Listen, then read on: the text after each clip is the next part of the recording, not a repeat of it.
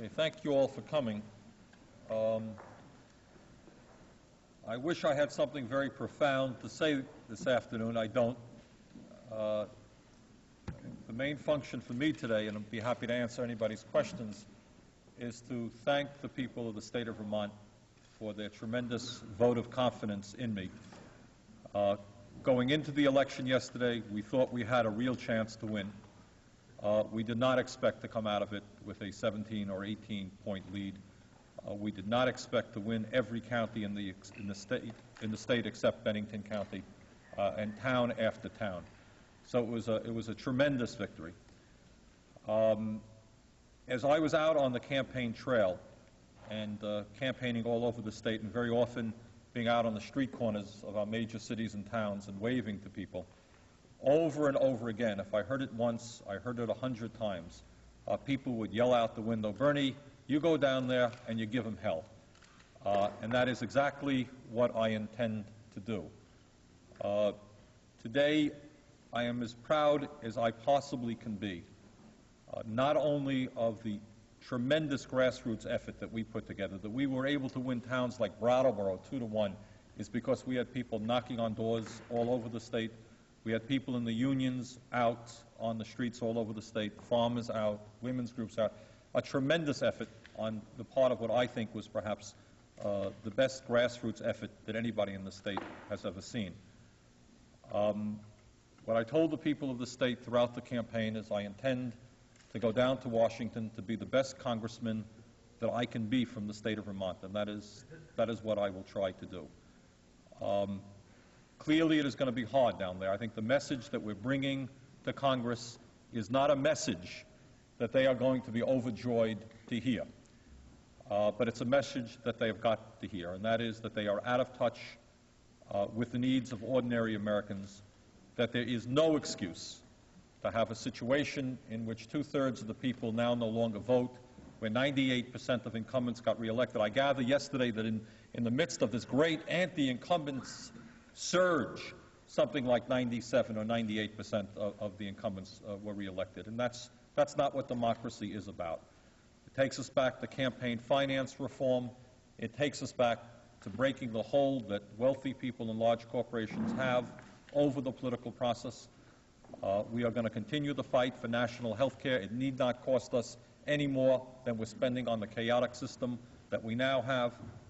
We need major cuts in military spending. The wealthy have got to start paying their fair share of taxes.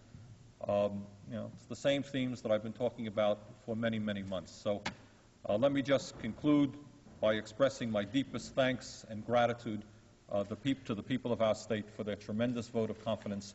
I'm not going to let them down. I will be the best congressman that I possibly can be. Okay. End of my profound statement. Congressman-elect. Yes. What is your first challenge in January when you head to Washington? Well, even before I get to January, there's an enormous amount of work that has to be done. We've got to put together a dynamite staff to help me do the best that I can do, and we have to begin that process. I've got to start doing a lot of research. In the last couple of months, I've done virtually no reading at all. So I've got to familiarize myself with the issues. I've got to start making contact with supporters and allies in the Congress to find out what they're up to and seeing how we can work together. And basically deciding in my own mind what, as you know, you can't be effective speaking out on 100 different issues. You're going to have to focus in a few, and I've touched on some of them. And just I've got to talk to the people in Congress who are working on those areas, whether it's national health care, campaign finance reform, new industrial policy, fighting to save the family farm. Got to, limit the plate a little bit and to make contact with those people who are leading that effort in Congress now. Bernie, speaking about limiting the plate, are you willing to pledge the people of Vermont that you will not spend your time working for a national third party? Absolutely. I've said that. What I want to tell you today is no different than what I've been telling the people of the state for the last 6 months. That is, I think that our victory, and I've got to tell you that the phones are bouncing off the wall from the national media, and so I think I may be on Nightline tonight. I don't know. But it is what I said throughout the campaign is My job is to be the best congressman that I can be from the state of Vermont. Now, that means necessarily to deal with issues like campaign finance reform and national health care and agricultural policy and industrial policy. And I think that, to be very honest with you, I think that the victory here will have an impetus, a spark, be a spark of hope all over this country. But that's not my job. I didn't do that as mayor of the city of Burlington, and I certainly don't intend to do that as a congressman. I'm a hard worker, and to be a congressman, an effective congressman, my guess is it's going to take 70 or 80 hours of work to do that job. And that's what I intend to do. That does not mean to say that I may not speak here or there, but my job is to be the best congressman that I can be for Vermont. Are you saying that you won't be leading a third-party effort in Vermont? No. The question was asked whether I'm going to lead a national third party. There is a third-party effort underway. I think the victory here is a stimulus to that. As you all know, it got a good story in the Free Press. Terry Bericius, Tom Smith won. And let's be clear about that. That is the first time in the modern history of the state, to the best of my knowledge, that we now have two representatives in the legislature outside of the Democratic and Republican Party. But do I see that as my role? No, I do not. I see my role as being the congressman from Vermont, and that will keep me quite busy enough. Bernie? In the campaign, you raised a lot of expectations of taking on national health care, cutting back on the deficit. That's right. How much can you really get done in 2 years? I will do my best. I think my record as mayor of Burlington indicates that when I make a statement and tell people that I intend to go forward in a certain direction, I do go forward in that direction. And I intend to follow through on every single campaign promise and statement that I made. I mean, I think it goes without saying, and I made this very clear during this campaign, that I hope that everybody understands that no one congressman goes down there and suddenly, am I going to tell you that by January 15th, we'll have a majority of members in the Congress supporting a national health care system? Probably not. Maybe, but probably not. And I think, Andy, the main point that I want to reiterate right now is real change does not take place in this country until literally tens of millions of people from one end of this country to another begin to stand up. You can't keep asking other people to do it for you. You want national health care? I'll tell you how you get it. 1 million senior citizens and workers and farmers march on Washington, tell the Congress they're not voting for anybody who is not supporting national health care. You'll have national health care within a week. What goes on right now is power within the Congress rests with the corporate PAC people and the big money people who basically control most of the members of the Congress, and that's who Congress works for. If you have the people standing up and voting, if we're not talking about 30 or 40% of the people voting, but 70 or 80% of the people are voting. Scandinavia, you're talking about 85, 90%. Europe, 80%. Why is it that in our country 40, 50% of the people vote? So if people begin to stand up and vote, if they begin to run for office on a strong agenda which represents the needs of the people, we'll begin to see change. And maybe this election will be a stimulating role in people all over this country doing that. How are you going to mobilize that? Well, I'm not. I mean, that gets back to Paul's question. It's not my job to be running all over this United States of America mobilizing the people. I think we have shown that it can be done. And let me tell you something, and I've always believed this. You can't impose a political reality on people from the top down.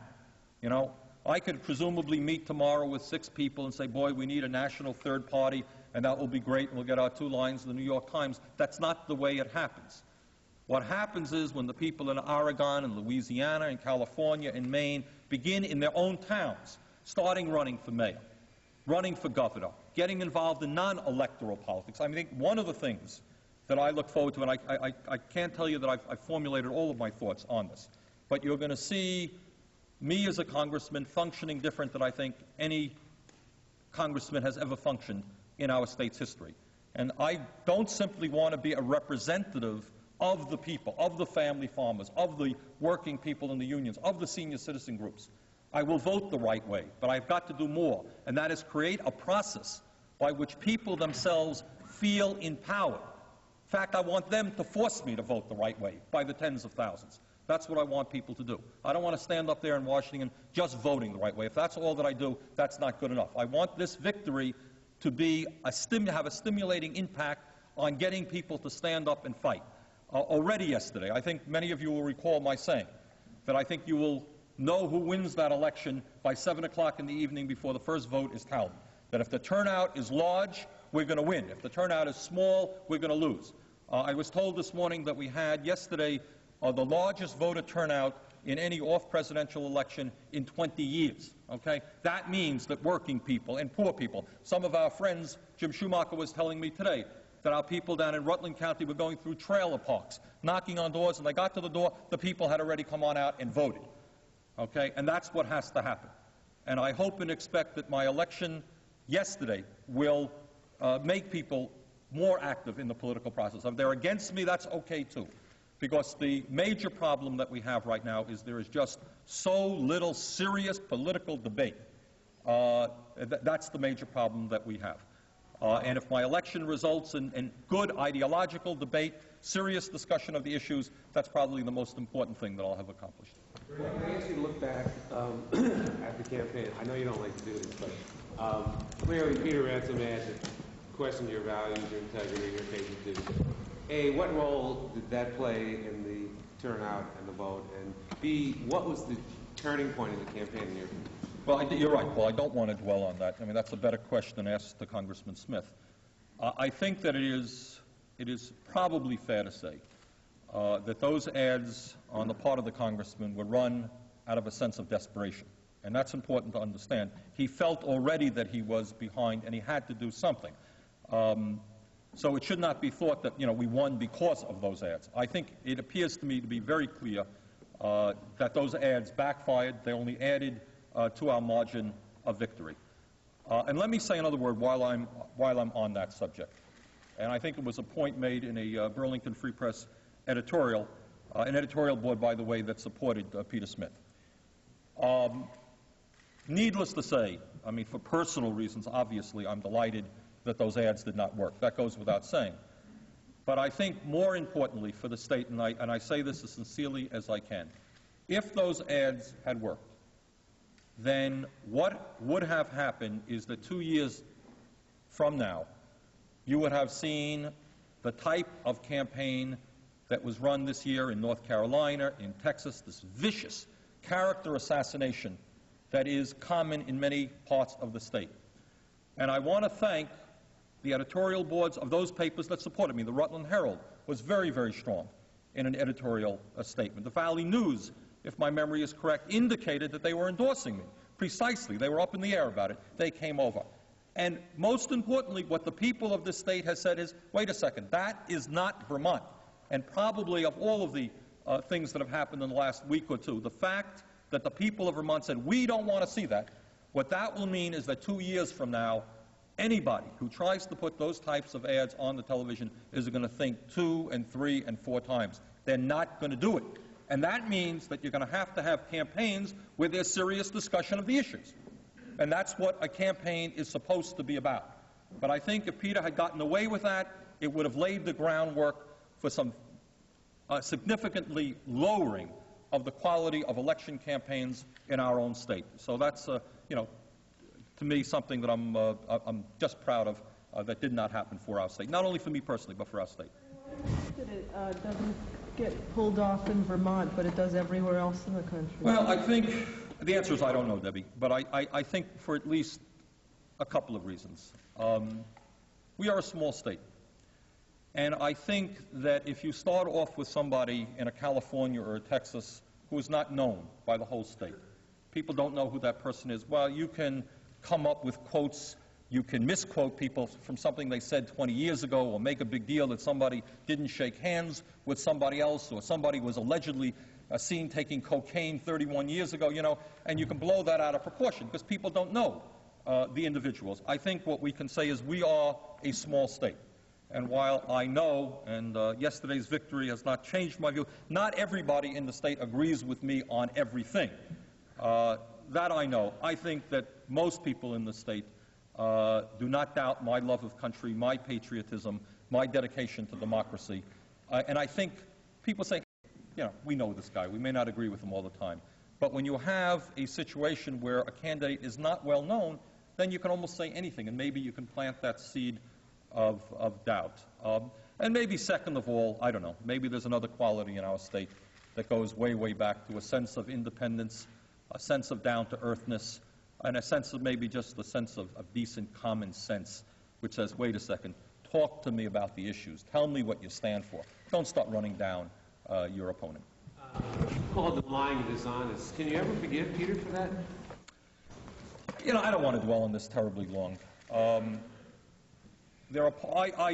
have known Peter Smith for many years. You all know that. And I ran against Peter in '86 in what I felt was when Governor Cunin won, I felt that was an honest, hard-hitting, issue-oriented campaign. And Peter Smith and I came out of that campaign, I think, you know, not best friends, but people of mutual respect. And I think, as I've said also, the '88 campaign, I remember very clearly on election, the day before the election, I'm meeting Peter in Montpelier, and there was a heartfelt congratulations on both bodies. I think we both felt that we had run a good campaign. I can't, you know, I'm not going to put myself into Peter's mind to speculate what happened. All that I can say is that I have been in many, many campaigns. This was the most painful campaign, emotionally draining campaign that I have ever been in. And I contrast, I'm here, the victor. Yeah, I can forgive. House committee would you like to be on if you had your choice, and why would Foley have any reason to give it to you? Well, actually, I spoke to Speaker Foley this morning, very briefly, and it was a good conversation, and he congratulated me, and we're in the process of working out the mechanism to get into the Democratic caucus. More work has to be done, but I'm quite confident. That wasn't even working out the mechanism. Well, in other words, what has got to happen, according to the Speaker, is that according to their bylaws, they are going to have to vote my admission. And I believe that that will happen on December 3rd, if I'm not mistaken. That is when the Democratic caucus convenes. In terms of committee assignments, the areas of interest that I have are health care, and the Commerce and Education Committee is probably the best committee to deal with those concerns. The issue of tax reform, and we'll look at, I suspect, I doubt that the freshman congressman from Vermont will be named chairman of the House Ways and Means Committee. Probably won't happen. And telecommunications. I happen to believe that while the Congress and the Democrats and Republicans have to assume an enormous amount of responsibility for the low level of political discussion which is going on in this country, and the fact that many of our people are not well informed. And I think they bear the brunt of that responsibility. I think the television industry itself deserves an enormous amount of criticism. By and large, commercial television assumes that people are idiots, that what they want is sitcoms and murder shows and rape shows, that it is appropriate to bombard the people with 30-second ads over and over again, and that they themselves, who in fact are regulated by the FCC, have no responsibility to the people in terms of talking about the real issues facing the people of our country. And I disagree with that. And that's an issue that I want to touch on. I noticed that there was some discussion in Congress, I guess, with regard to children's television, where there's a debate now about the appropriateness of certain types of advertising. That discussion should be taken a lot further. I think also actually commerce and energy and commerce and energy actually also deals with telecommunications. Did Foley have any response to your interest in this or that committee? No, we have not even really begun that discussion yet, Sam. We really have not. We will shortly. Staffing, when I talked to you earlier today, you said that there's a set amount of money and you have to kind of decide what you're going to do. Do you expect you will spend most of your money in Vermont dealing with the constituent end of it? Well, I don't know that any congressperson spends most of their money. I honestly don't know what the breakdown is. You have, of course, a Washington office that you need for legislative purposes, and of course you have a strong presence in your home state. And I certainly, I mean, when I mentioned earlier that despite what opponents have been talking about, it is my intention to be the best congressman I can be for the people of the state of Vermont, and I understand what that means now, just as I did when I was mayor of the city. And that is that you help the elderly when they have problems with Social Security or Medicare, you help the veterans get what they are entitled to, and you help your constituents. That is a very important issue, and I intend to do an excellent job in that area and hire the most competent people that I can, and I also intend to work closely with Senator Leahy and Senator Jeffords in coordinating those efforts. One of the criticisms of Peter Smith's staff was that there were too many Vermonters that didn't know their way around Washington.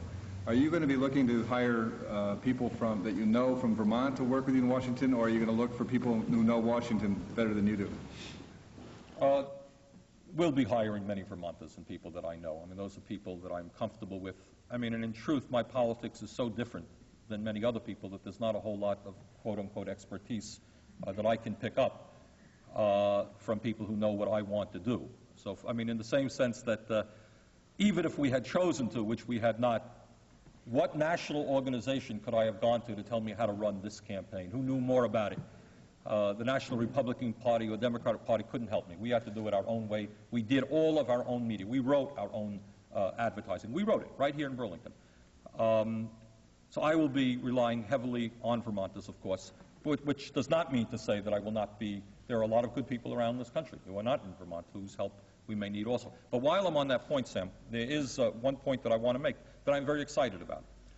During the course of this campaign, and of course during the course of my whole political life, I have had contact with a lot of people involved in a number of areas whose politics are such that they really can't get doors open for them within the Capitol. I'm talking about people like Barry Commoner, who I have an enormous amount of respect for and see as one of the important environmentalists in this country, people like Ralph Nader, and other people that I know, David Himmelstein, who's head of the Physicians for National Health Care. And I think one of the things that I'm excited about is that those people will be delighted to come in the door and to work with me in helping to create some legislation and ideas, whether it's making a more effective Congress or national health care or environmental protection. A lot of wonderful people out there who have fantastic ideas who basically have not been able to link up with very many people in Congress. And I intend to open my door to some of the brightest people in this country. You've said you're going to bring up the issues and wait for people to really create a mass movement to get the issues through the Congress. Do you risk being ineffective if people don't react to this? Andy, I talked about that for 6 months. That's what effective is. If I do nothing, let me just say, I argue that I am effective by yesterday helping to create the largest voter turnout that we have seen in Vermont in an off-presidential election in 20 years.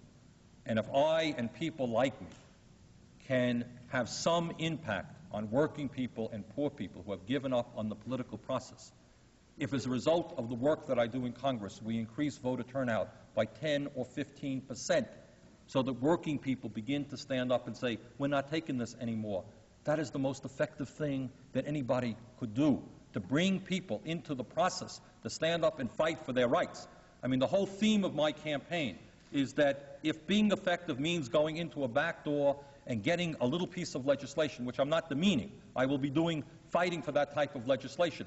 But the game is not going to be won in Congress. The game is going to be won on the back roads and in the main streets of the United States of America. When the people stand up and say, we have had it, then you'll have environmental protection. You'll have national health care. You'll have fair taxation. It's not going to, those things do not happen within the back doors of Congress. And if my victory can play a small role in bringing about that change, it'll have been a tremendous victory. You're talking more about using your office now to raise issues than it is to actually be a lawmaker. No, that's not what I said, Sam. That's not what I said at all. What I said is I am going to do my best to fight for legislation. We've had this discussion right here in this building in City Hall, right? And I was criticized by Bernie, why are you talking about Nicaragua?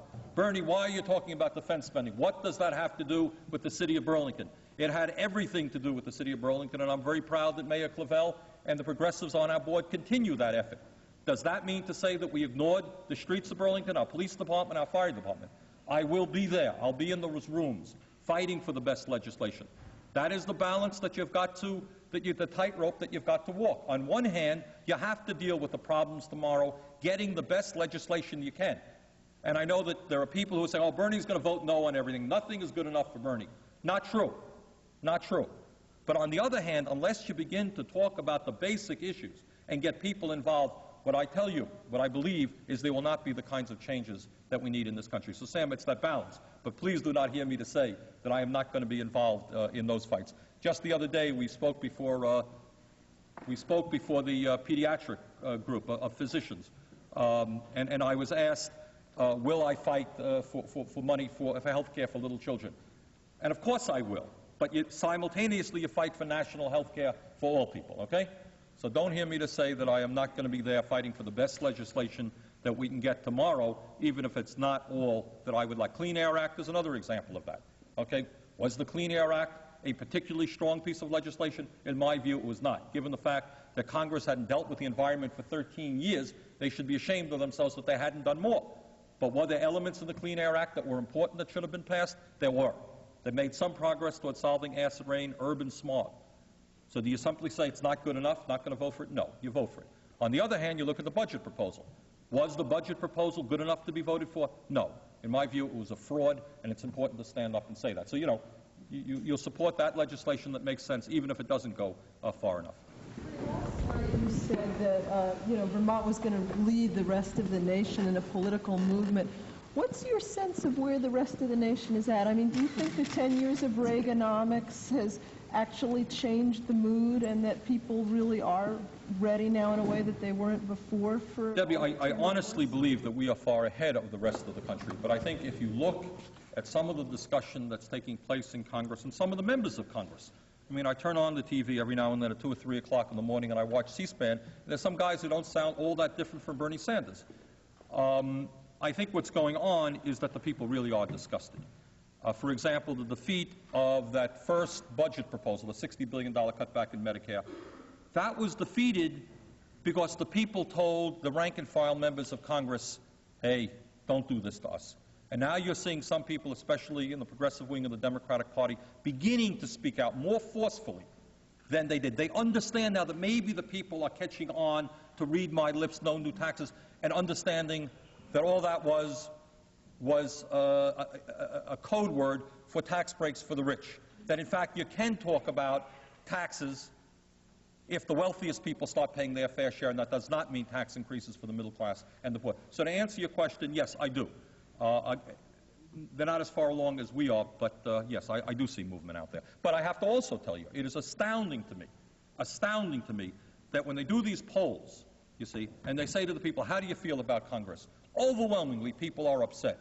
You would think that all over this country there would be a political manifestation of that anger and disgust, and I'm surprised that we don't see more of it, but I think you may in the future. Hey, Bernie, Yeah. How do you think the media handled the campaign? Smith, there's obvious resentment on the part of Smith and his people that we favored you, and that when the ball really got rolling, that we jumped on the bandwagon and never really looked into your past and drug up your record. Dug up my record, right? Yeah. Were we tough enough on you? Yeah, you were too tough on me. See, I think what the congressman's supporters are forgetting about is that it was very clear, especially in the last couple of weeks, that there was a lot of momentum for our campaign. And some of the reporters were following me around, the Rutland Herald, Free Press, and so forth, and they were out on the streets with me, and they were seeing people honking their horns and thumbs up and give them hell. And that's what the reporters reported. And I think the Smith people said, this is very prejudicial. You know, and then they followed Smith around, and people are saying, why did you run those negative ads? And this is being very prejudiced against the congressman. Now, it is always a chicken and egg circumstance, and I can understand. Were the reporters picking up the reality out on the streets, or, as the Smith people might argue, were they creating that reality? Okay? I think that the vote last night indicates, in fact, that the reporters were picking up what was going on. Okay? And I think what they picked up, in fact, was that there was a whole lot of momentum. Now, if a reporter follows me around and we get a tremendous response out on the street, and the reporter says, I can't write that because that looks good for Sanders, is that good reporting? I don't think so. And I think that by and large, the reporters were picking up what they observed to be happening, and that is that we gained tremendous momentum within the last couple of weeks. Why are you gaining the momentum? Well, I think for a couple of reasons. Number one, as some of you will recall, if you look at my political life, we have always done well and gained at the end of a campaign. I mean, actually, even more amazing than what happened this time. Think back about '86 when I lost I got 14.5% of the vote. We gained at the end when many people knew we couldn't win. Now, why is that? I think the answer is that, as we all know, I mean, we politicians like to think that people are thinking about politics in July and August, but very often they're not. So come September, come October, people are thinking about the issues. How did Smith vote on the budget? Is that right? And I think as people focus more and more on the issues in general, because our point of view is close to the people on those issues, they come over to our side. That's number one. Number two, no question that the budget vote was very pivotal. I think that people were very upset that Mr. Smith voted to lower the Medicare budget over a 5-year period by $60 billion, raise gas taxes by 12 cents. That was, I think, a real blow for his campaign. So I heard. I actually saw it in some of his literature. Yeah, I don't want to dredge that up. That is, as you and I know, every newspaper in America reported that there was a significant cutback in Medicare, and just to talk about the inflationary impact, you know, it's like saying Social Security went up this year. Social Security did not go up. Thank God it was at least level funded. And no responsible person says, we increased Social Security. The people got their cost of living. In Medicare, they did not get their cost of living. That's a real problem. Do you see a contradiction between your victory and what you think that says about what Vermonters want and the simultaneous victory of Dick Snelling? No, I don't, Candy. In fact, as I think everybody knows, and as Peter Welch knows and as Dick Snelling knows, Welch started this campaign out 40 points behind. And in the first 3 quarters of this campaign, Dick Snelling's attitude toward Welch was to basically ignore him, that he had that lead. I think Peter Welch deserves an enormous amount of credit for running a vigorous, hard-hitting campaign. And I will tell you that I think the reason that he was as successful as he was, and I see his campaign, you know, as being very successful, is that he had the guts to raise the class issues that somehow are verboten, that people are not allowed to talk about. He talked about rich and poor. He talked about a fair tax system. He talked about a good health care system. The issues that he raised were the right issues. To say that you know, Governor Snelling won, I guess, by 6 points, started off with a 40-point lead, had name recognition far greater than did Welch.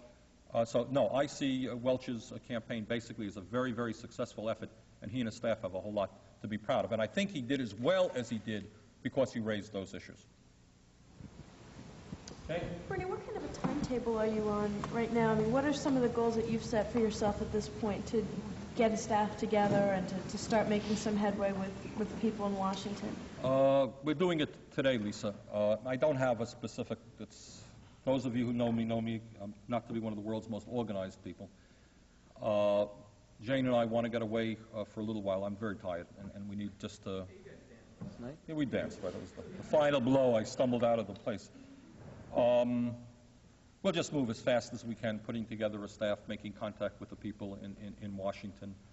You know, we've got to decide where offices are going to be in this state. There's an enormous amount of work to be done. And I've got to start doing some reading again. I really... campaigns are not necessarily efforts to expand the intelligence quotient of candidates. You end up saying the same thing over and over again. And so I've got to, you know, to familiarize myself with what's going on there much more so than I am right now. So there's a lot of reading to be done. Have you made a decision, I guess you haven't, about keeping the Bennington office that Smith opened? Yeah, actually, that is the one commitment that I did make. I think that Bennington has always felt itself to be a very isolated community from the rest of this state. And I think Congressman Smith was right in opening up an office down there. We did make a promise to the people of Bennington that we'd keep that office. But that's the only commitment that we've made. What went wrong, Bennington, in terms of your campaign? What went wrong? No, I have not really analyze the results. We lost Bennington County by 28 points last time. This time, I think we lost by what, Jim, 3? It was close to that? That means to say we made up. I mean, the way to analyze the election, because there's not a Poria vote in there, the way to analyze the election of 90 versus 88 is to see the gap between Sanders and Smith.